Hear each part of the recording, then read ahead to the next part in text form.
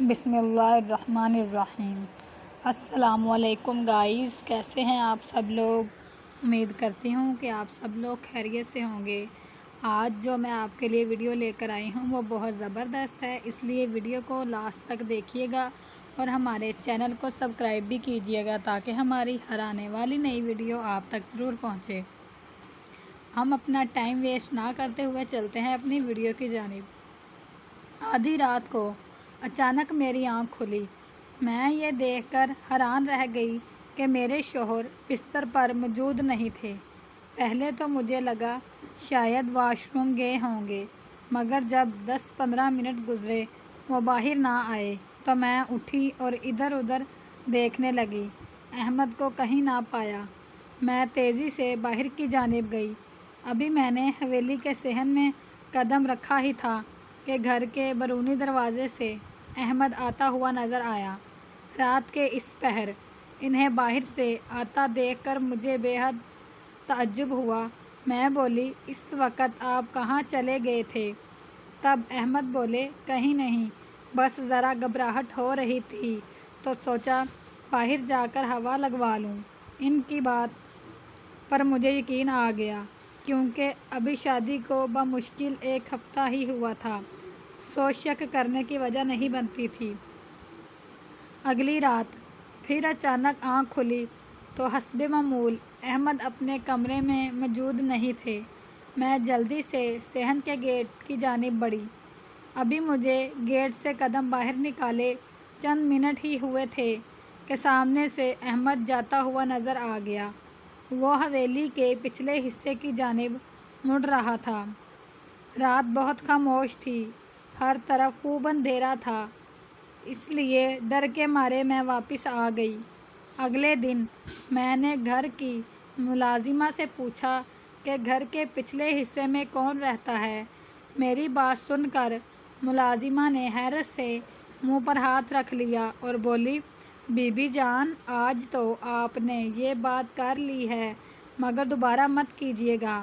میں جانتی تھی احمد مجھ سے بے پناہ محبت کرتا ہے، مجھ سے کچھ نہیں چھپائے گا۔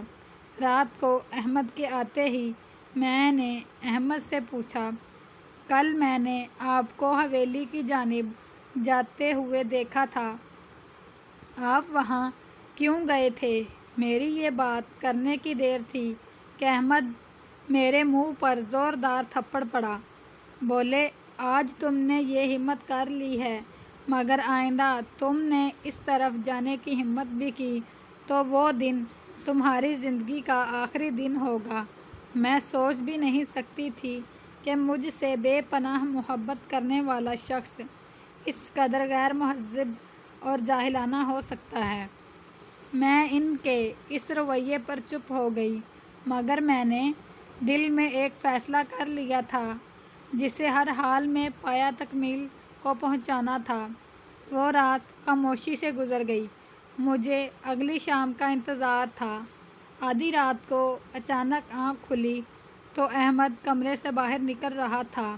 اس نے پیچھے مڑ کر دیکھا۔ میں نے فوراً آنکھیں بند کر لیں اور سونے کا ناٹک کرنے لگی، مگر جیسے ہی وہ کمرے سے باہر نکلا میں بھی اس کے پیچھے پیچھے چل دی۔ میں نے دل میں یہ طے کر لیا کہ آج تو سچ جان کر ہی رہوں گی۔ احمد حویلی سے باہر نکل چکا تھا۔ رات ٹھنڈی اور یک بستہ تھی، اس پر دھند اس قدر زیادہ کہ ہاتھ کو ہاتھ نظر نہیں آتا تھا، اس لیے میں تھوڑا فاصلہ رکھ کر دبے قدموں پیچھے چلتی رہی۔ احمد کو پتہ نہیں تھا میرے پیچھے کون ہے۔ احمد حویلی میں جا چکا تھا، سامنے کا دروازہ کھول کر اندر داخل ہو گیا، لیکن خوشی کی بات یہ تھی کہ دروازہ تھوڑا سا کھلا رہ گیا۔ میں چھپ کر اندر کا منظر بآسانی دیکھ سکتی تھی۔ اندر جاتے ہی احمد نے کمرے کی لائٹ آن کی۔ اس کے بعد کا منظر میرے ہوش اڑا گیا۔ سوچ بھی نہیں سکتی تھی سچائی اتنی بھیانک ہوگی۔ میں نے وہاں ایک خوبصورت لڑکی دیکھی جو ویل چیئر پر بیٹھی تھی۔ میرا شوہر اس کی گود میں سر رکھ کر باتیں کرتا رہا۔ میرے لیے یہ منظر ناقابل برداشت تھی۔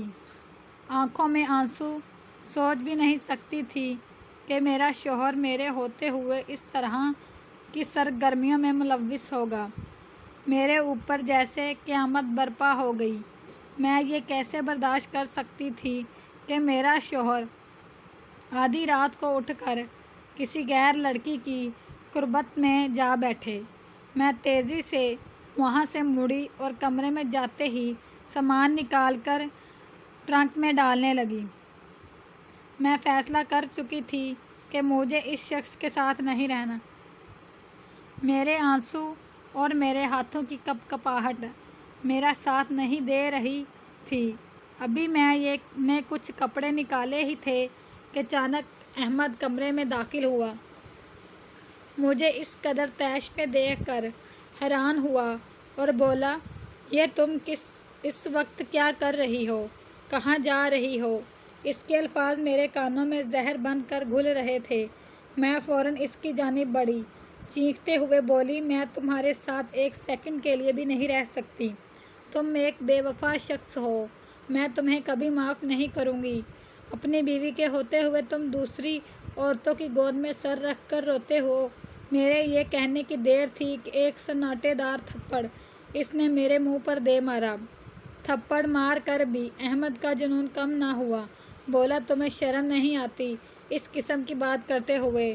تم اس عورت کو جان جاؤ گی تو تمہیں خود سے نفرت ہوگی اور جو کچھ تم نے بولا ہے اس پر شرمندگی محسوس ہوگی۔ اس کے یہ الفاظ سن کر میں حیران رہ گئی۔ یہ کہتے ہوئے وہ زمین پر بیٹھ گیا اور رونے لگا۔ میری آنکھوں میں حیرت کے ساتھ آنسو بھی تھے۔ اس کی حالت دیکھ کر میں بھی زمین پر بیٹھ گئی۔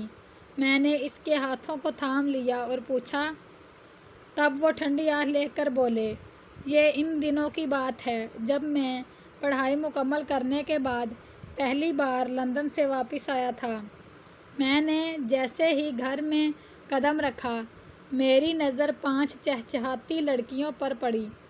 وہ پانچوں ایک سے بڑھ کر ایک تھیں، بے حد معصوم اور خوبصورت تھیں۔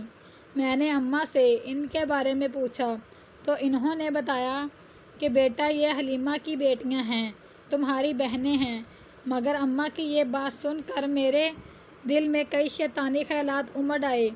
کیونکہ میں باہر سے پڑھ کر آیا تھا، اسی لیے میرے لیے یہ کوئی نئی بات نہیں تھی۔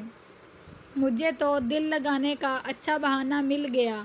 وہ گھر میں چلتی پھرتی رنگ برنگی تتلیاں لگتی، ہر وقت میری خدمت کے لیے تیار رہتی۔ میں ان کے ساتھ کا فائدہ کیسے نہ اٹھاتا؟ میں نے ایک ایک کر کے ان 5 بہنوں کو اپنی گرفت میں لے لیا۔ وہ پوری طرح میرے جال میں پھنس چکی تھی۔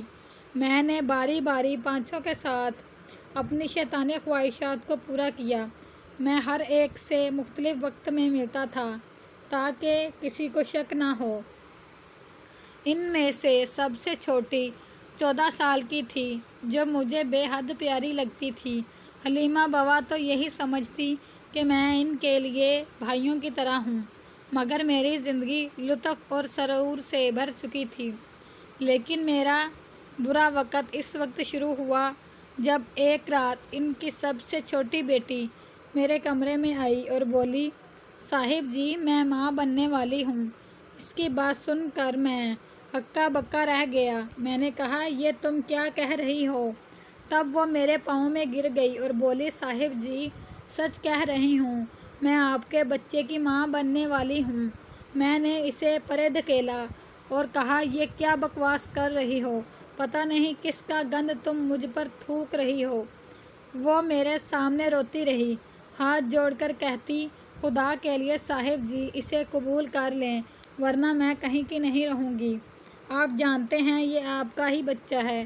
مجھے تو آج تک کسی نامحرم نے چھوا تک نہیں، مگر میں نے اس کی کوئی فریاد نہیں سنی، اسے کمرے سے نکال دیا، جبکہ مجھے یہ تو معلوم ہی تھا کہ بچہ میرا ہی ہے۔ اگلی صبح حلیمہ بوا میری ماں کے پاس آئی، انہیں سب کچھ بتا دیا۔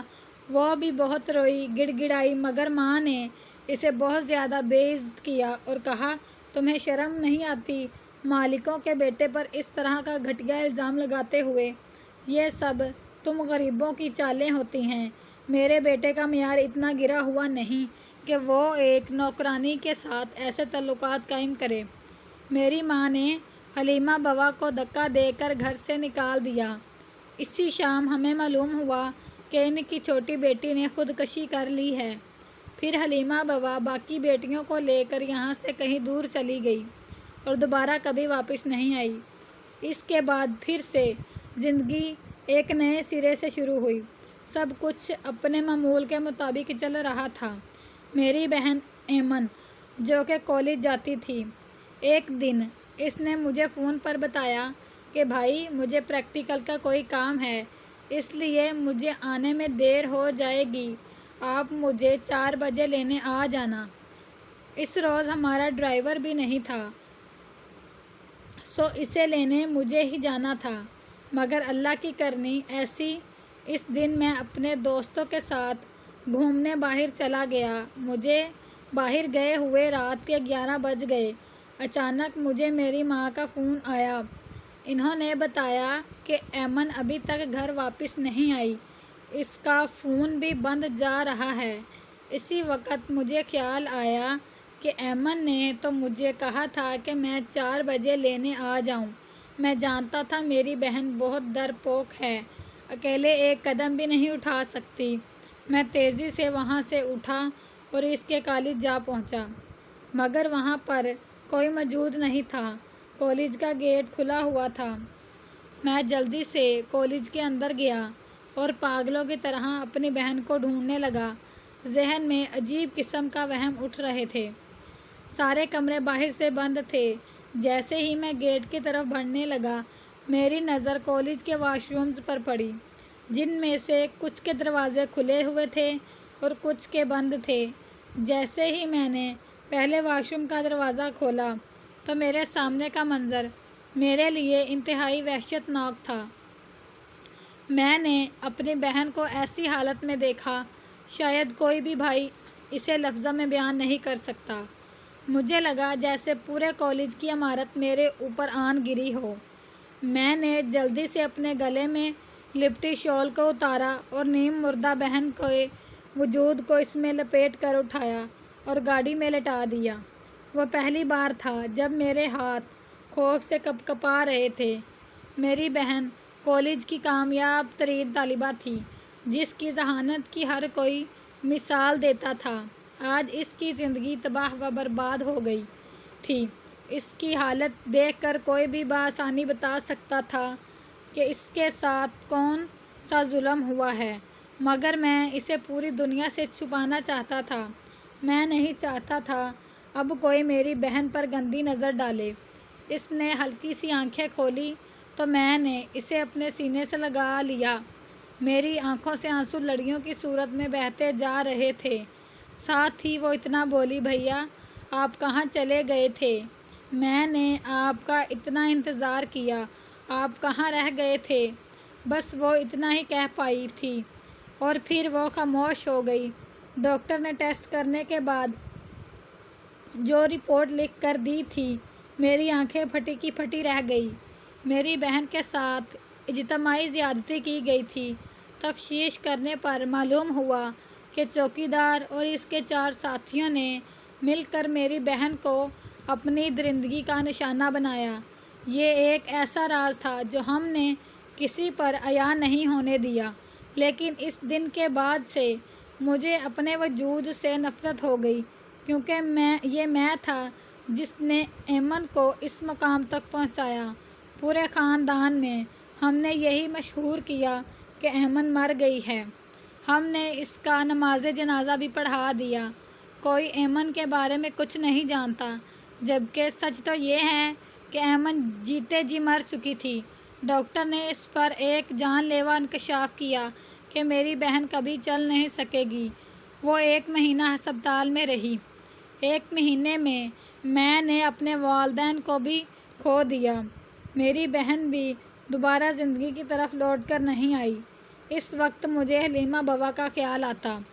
وہ سب میرے گناہوں کی سزا تھی جو میری بہن کو مل رہی تھی۔ میں نے رو رو کر اللہ سے اپنے گناہوں کی معافیاں مانگی، مگر شاید میرا گناہ میری معافی تلافی سے بڑا تھا۔ میں نے اپنی بہن کو گھر لے آیا، سب سے چھپا کر رکھا، کسی کو یہ نہیں بتایا کہ وہ زندہ ہے۔ میں ہر رات اس سے ملنے جاتا ہوں، اس سے باتیں کرتا ہوں، مگر وہ میری کسی بات کا جواب نہیں دینا چاہتی۔ میں اس کی آواز سننا چاہتا ہوں، مگر وہ کچھ نہیں کہتی۔ وہ دن میں آرام کرتی ہے، مگر اس کی پوری رات جاگتے ہوئے گزرتی ہے۔ تمہارے آنے سے قبل میری زندگی خاموش اور بے رنگ ہو گئی تھی۔ میں اکثر راتوں کو ڈر جایا کرتا تھا، لیکن پھر تم میری زندگی میں آئی۔ میں نے تم سے شادی اس لیے کی کیونکہ تمہارا ساتھ پا کر میں زندگی کی طرف لوٹا تھا، مگر آج تم نے میری زندگی پر بہت بڑا داغ لگا دیا ہے۔ ان کی کہانی سنتے میں حیرت میں مبتلا ہو گئی۔ تب میں نے انہیں کہا، آپ کو یہ نہیں کرنا چاہیے۔ اگر اسے خوشیاں نہیں دے سکتے تو اسے کمرے میں بند بھی مت کیجیے۔ میں آپ سے وعدہ کرتی ہوں، میں اسے زندگی کی طرف لاؤں گی، اس کے چہرے پر واپس وہ مسکراہٹ قائم کروں گی۔ اس دن کے بعد سے میں دن رات ایمن کی خدمت میں لگ گئی۔ اس سے حسین لڑکی میں نے آج تک نہیں دیکھی۔ میں چاہتی تھی اسے زندگی کی طرف لا کر اس کے حسن کو چار چاند لگا دوں۔ میں نے اس کے لیے ایک فزیو تھراپسٹ کا بھی بندوبست کیا، جو روز آ کر اسے ورزش کروایا کرتی۔ آہستہ آہستہ وہ مسکرانے لگی۔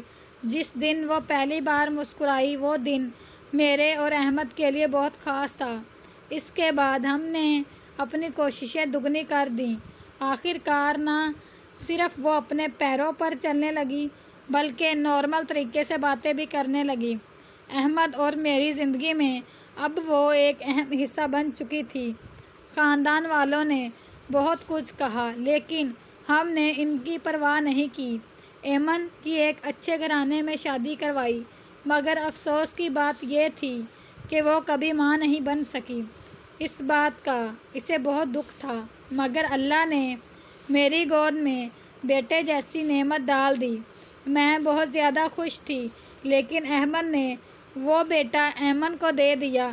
مجھے خوشی تو بہت ہوئی، لیکن اولاد کو کھو جانے کا دکھ بھی تھا، کیونکہ مجھے اپنے پہلے بیٹے سے بہت لگاؤ تھا۔ ایمن اب اپنے گھر میں خوش ہے، مجھے بھی اللہ نے 3 اور بچوں سے نوازا ہے۔ میں اور احمد خوشگوار زندگی گزار رہے ہیں۔ فرینڈز، ہماری ایسی اور ویڈیوز دیکھنے کے لیے ہمارے چینل کو سبسکرائب کیجیے گا تاکہ ہماری ہر آنے والی نئی ویڈیو